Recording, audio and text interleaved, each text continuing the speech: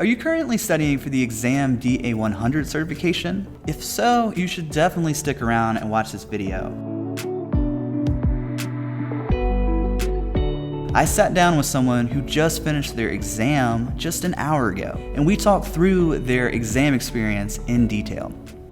Hey guys, welcome back to the podcast. We have a really interesting episode this week. So Tobe Ezeife has actually just taken the Microsoft Power BI exam DA-100, and he is willing to sit down with me and talk through his exam experience. So this episode is going to be packed with value, especially if you're interested in getting the new Power BI certification. So Tobe, how are you feeling? Are you feeling like you nailed it? Are you feeling a little bit nervous? Like how did it go? Well, John, thanks for having me here. It's a pleasure to share some of my thoughts on this exam. Well, I'm feeling a bit, confident. Yeah, we'll see how it goes because, as you know, the results do not come out right after you finish it. That's why it's called beta, I suppose.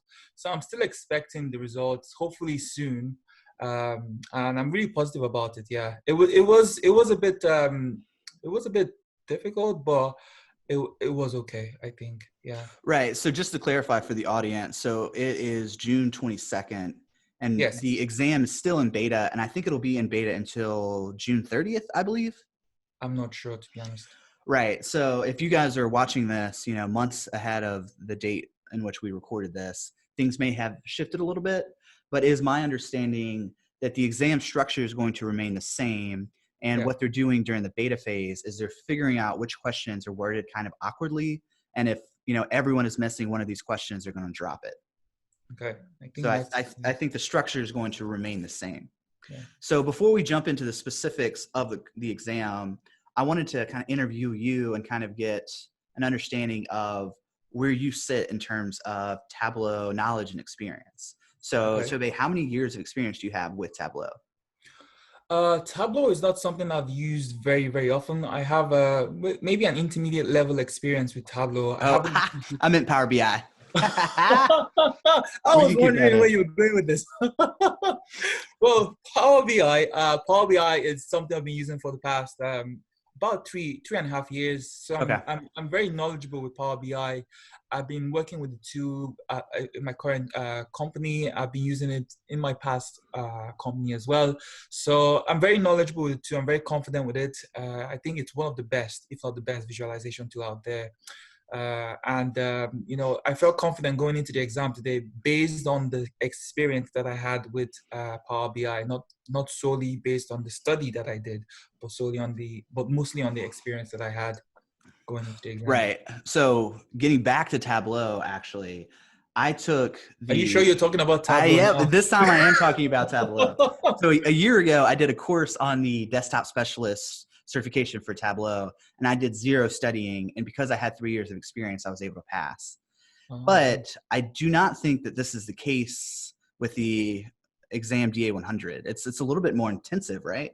It is. Microsoft, like they said, they're really, really pushing this role-based certification, and it's very evident in the questions that they ask. So I had to rely on, really rely on experience with Tableau, Power BI. I had to go back to times when I used Power BI, especially on the service, and remembered some of the things I did then to be able to answer the questions that they asked. Right. So are you working every single day within Power BI? So is that, because some people will get a job where they're an analyst and only work with Power BI occasionally. So you're day in and day out, 3.5 years. Well, you don't necessarily need to work every single day with Power BI to be able to use the tool. I suppose with regards to this exam, what they're really focusing on is not just being able to use the tool as a developer, but more importantly, being an administrator on the tool. So you need to know how to provide, how to distribute reports, how to create apps, how to add people to apps, how to share reports within an organization, those aspects really play an important role in this in the questions in this certification. So it's not just about, oh, I need to analyze this data, what's the best visual that I can use to present this data, but more importantly, just how to share the data, how to put some security around that data, how to implement like things like row level security for that data as well. So that's where they're going with the questions that they asked. Okay. Yeah. So I guess, well, we've kind of introduced you. So you have 3.5 years of experience using Yeah. Power BI. So now let's get into the actual exam questions and structure. So this is kind of what everyone wants to hear right now. Yeah.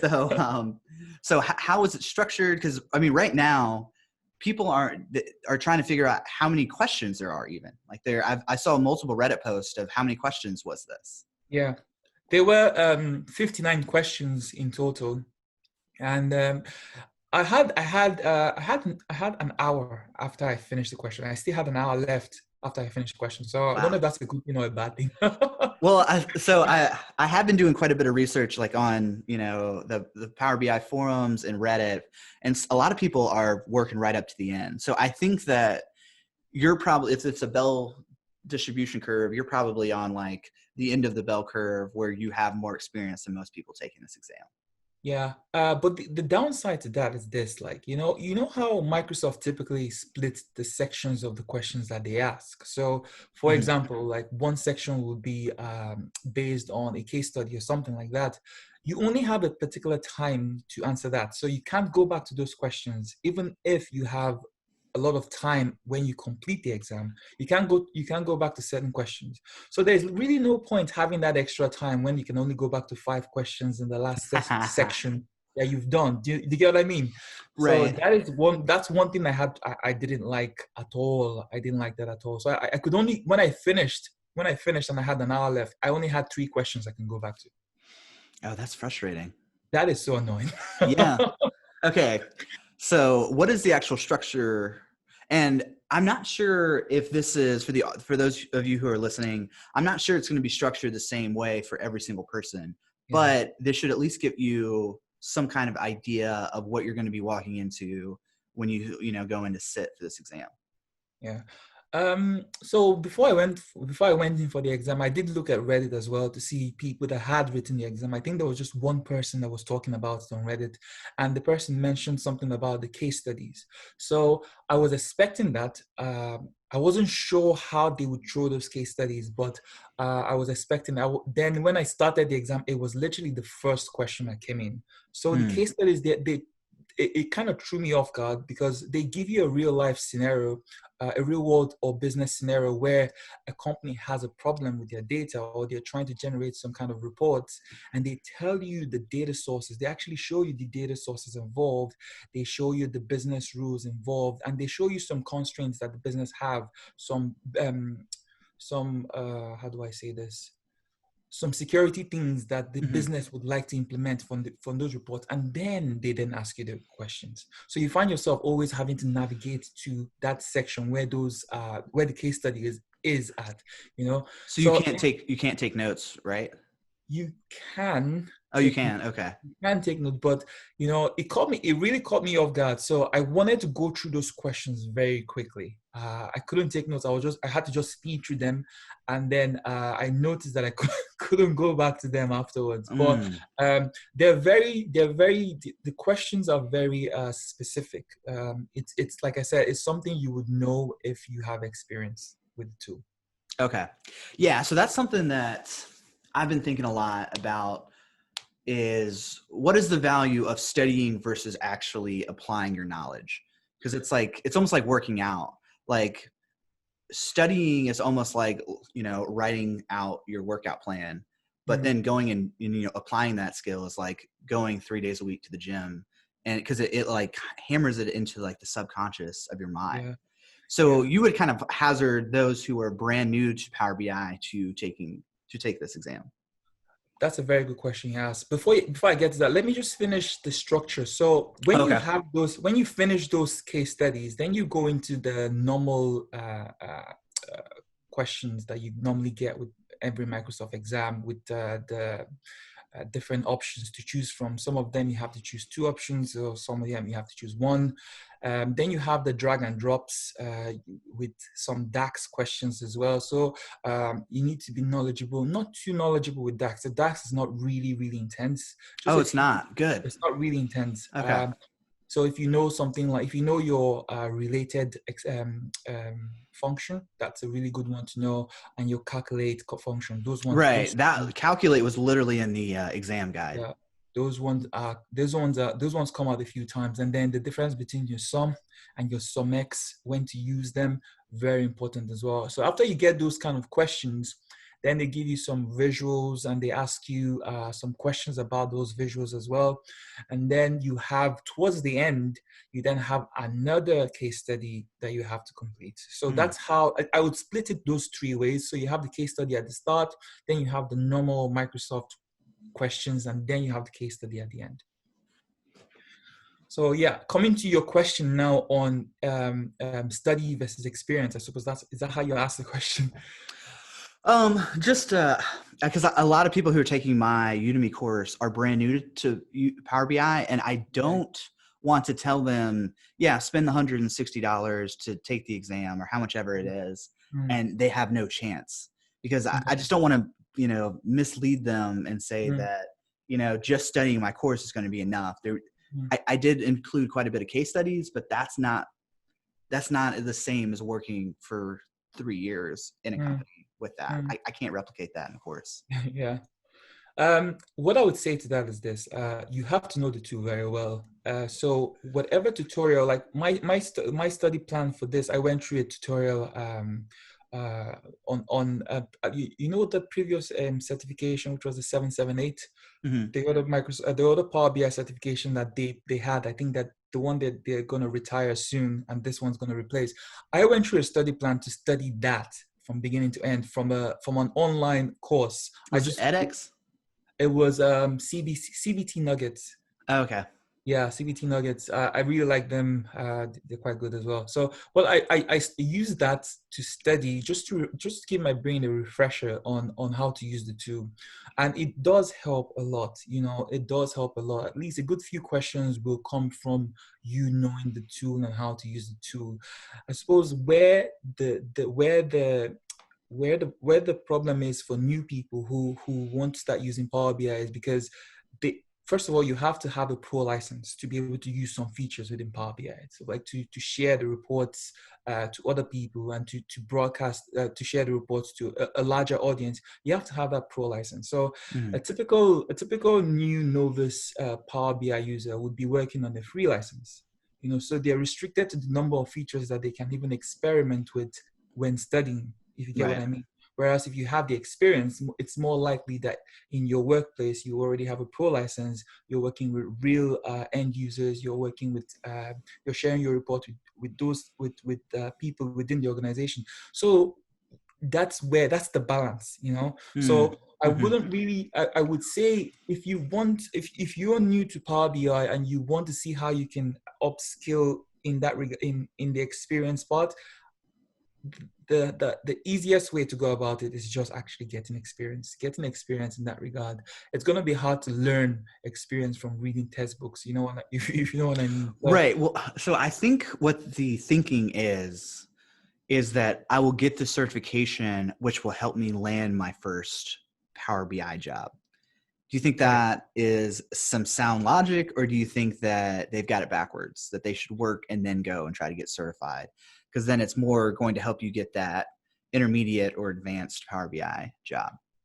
The way Microsoft created this exam, it's hard to, now that I think of it, it's hard to understand where new users or new people who want to start a career towards data analytics or business intelligence fit in, because you have to really know, you need experience to answer a lot of questions. You really do need experience. So it's hard to put a finger on it and say, for novice people, this is the right exam for you to do. I might actually start with the 778 exam. For people that are new, I would actually start with that first. use that as a prep before I go to the DA-100. Now, I haven't done the 778 exam.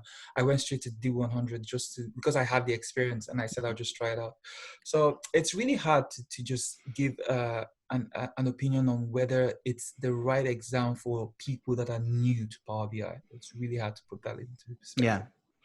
Okay, so getting back to the actual specifics of the exam, Yes. I heard there are a myriad of different types of questions. So there is multiple choice, and then there is like is there fill in the blank, or is it all multiple choice?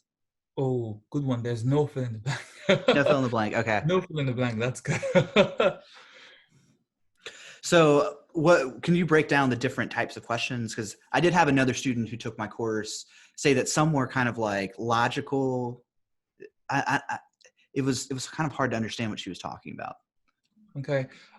So like I said, the case study questions, that's the first question that you hit with. And it's basically just asking you simple things that if you had experience, you would know on how to handle different scenarios within a company and how they would manage their reports. So simple things like that. Another question that really came out a lot was relationships between different tables. So, when you import when you create your data model and you're establishing relationship between different tables, the one-to-many relationships, the many-to-one relationship, and now the new many-to-many relationships that Power BI have implemented, they would ask you a lot of questions around that. Then the DAX measures as well. The DAX measures is not heavily, like I said, it's not intensive. You don't need to know all DAX measures. Like I said, you just need to understand the calculate, maybe the rank and the rank X functions, the sum X function. Okay. Yeah, very basic ones. And another area that they talked about, another area where questions came from is data profiling. This is something that I didn't know about in Power BI because it's easy to miss. Power BI, they introduce different updates every single month. It's easy to keep up with these guys sometimes. Yeah. So data profiling is not something that I had ever used. I've never found the need to use it, and it probably will make my reports a lot better. But I never found the need to use it. So it's funny because I was in the same boat. Until I sat down and started structuring out the course, I never thought about profiling the data. I guess I don't know. I guess I would figure out, that I would end up showing this to like an executive and they'd be like, this looks all wrong. I'd be like, there is a huge value for profiling the data because it kind of saves you that slight humiliation or, worst case scenario, they'll be like, well, we don't trust the data anymore because it's not exactly. Where the data profile and the what you can do with it is not a lot of stuff you can do. I mean, the value is huge, but it's not like you have to learn a lot of things to be able to use it. So if you literally just know what it does, you can answer at least 6 of the questions that come out. If you just know what data profiling does to your data, like I had to literally come back home and literally look at it because I had no clue what it was about. But if you know things like that, it will help you answer at least 6 questions. If you know relationships between different tables, you can answer another 6. Your DAX measures, you could answer probably 10 questions on that DAX measures. Then you have the case studies. It's hard to explain exactly how the case study questions, how to answer the case study questions because I'm not entirely sure about my answers, to be honest. And then I can't think of. Then you have the access. A lot of questions around access, permissions, role level security. Those ones where they hone on your experience. So I did see that in a Reddit post that they just harp on row level security. So those of you who are listening, make sure you know row level security and how to get all of that knocked out. Exactly. And there's this particular question that they asked. When you're implementing row level security and how do you say this now? Say you wanted to implement it for users within the organization and they all had Azure Active Directory.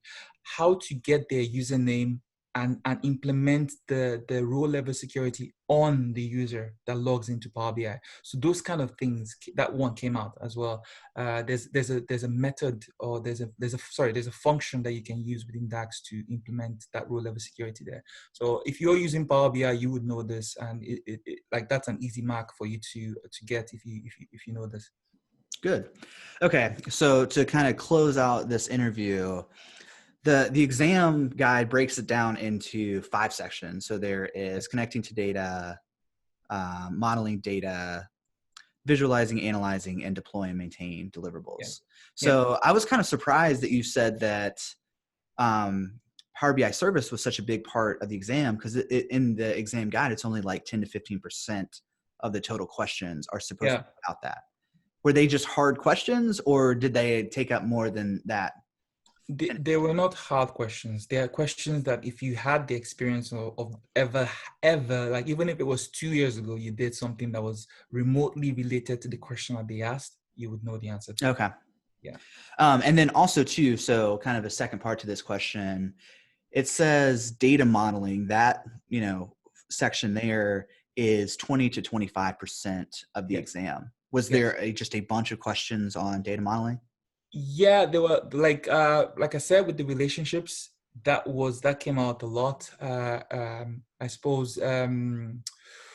Yeah, just trying to think now. Data modeling. There were a lot of questions there. Data modeling. Actually, they would actually show you a data model, and they would ask you questions about that data model. They could ask you something like, they could ask you about aggregation. Okay. Aggregation is something new that they've introduced to Power BI, where you can reduce the size of the data model in case you have, in the situation where you have millions of records coming in, how to reduce that size with your data model. So questions like that will come out as well. Awesome. Well, Tobe, this was amazing. I really appreciate you sitting down with like kind of the exam experience fresh in your mind. Yeah. Well, I will make sure to get this out to as many of the Power BI exam test takers as possible. Thank you. Yeah, no problem at all. And just a quick advice for anyone who's gonna do this exam. Any course that you can get your hand on, I definitely recommend. Just get your hand on any course. I've done a few courses online, and they help me refresh my memory with Power BI. So get your hands on any course. It will really go a long way. And then understand how to share, distribute, manage permissions on the Power BI service. That will also help you as well with prepping for this exam. Awesome. Thank you. Thanks for tuning in. I hope you found this interview really insightful. And good luck on the exam. I'm sure you're going to do fine. If you want more content related to analytics, make sure that you subscribe to this channel. We have over 10 hours worth of content where we've interviewed industry experts. So if you're looking to level up your career, you should definitely check out our channel. And I'll see you later.